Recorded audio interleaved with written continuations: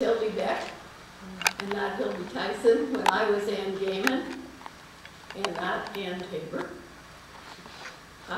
Before any of the children were born, and before I start, I want to say something to the family. Hildy loved you all so much, was so very, very proud of you all. She talked about you a lot. Every time I saw Hildy, she would say, oh, Sharon's doing this, she's doing this, and Linda's doing this, and Neil is doing this and that. And then, of course, the grandchildren came along, and she talked about what all the grandchildren were doing. She was so proud of all of you. You could be very, very happy that you had a mother like that. Now, back to Albion College. Yes, a long time ago. We've been good friends since then, Hildy and I. And back at Albion, we had a little group of people, young women, and we called ourselves the Gasleys. Now, I don't remember where that came from. We have two Gasleys here beside me. Did either of you remember where that name came from? But, I don't know where it came from. But anyway, there were about 10 of us that ran around together. And when Hildy and I graduated from college, we both had education degrees to teach in a primary school. So we decided that we were going to go together for our interviews. Now, that to me nowadays seemed a bit presumptuous, but back then it seemed okay, and they were looking for teachers. Teachers were scarce back in those days, so we could just write our own ticket, whatever we wanted to do. So Hildy and I said, we're going to interview together, and somebody is going to have to hire us together to teach in the same school. And that's the way we decided it. So.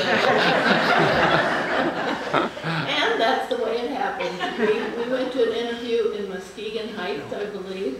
They took us out to dinner, to Schuler's. Now, I bet they don't do that anymore.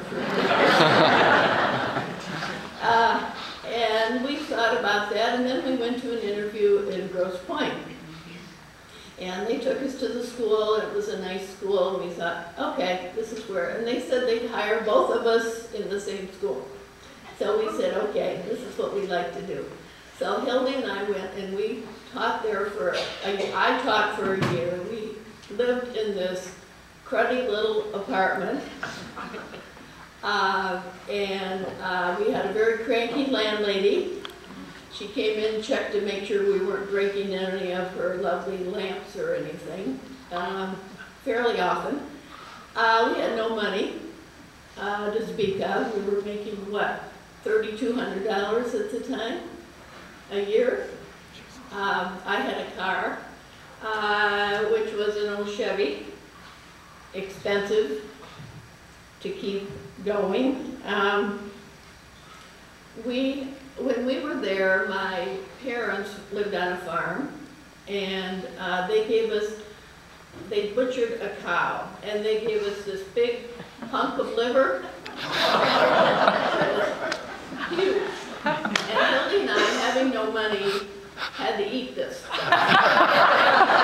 So every night after we got home from school, we put this hunk of liver in the sink and chop away at it, and then fry it up for supper. And afterwards, it looked like we were mass killers, or it was covered with blood from all this liver that we hacked up. We got awful tired of it. Anyway, we were happy, and we were poor, and most of all, we were independent the first year. And after the first year of teaching, I got married and went to Albion, but Hildy stayed on at Grosse Pointe for a few more years until she met Fred. And the rest is history. And the children came along and so on. In all of the years I've known Hildy, she has maintained a very positive and cheerful outlook on life. When she was diagnosed with ALS, she said, well, I've had a good life. And I believe she did. Thank you.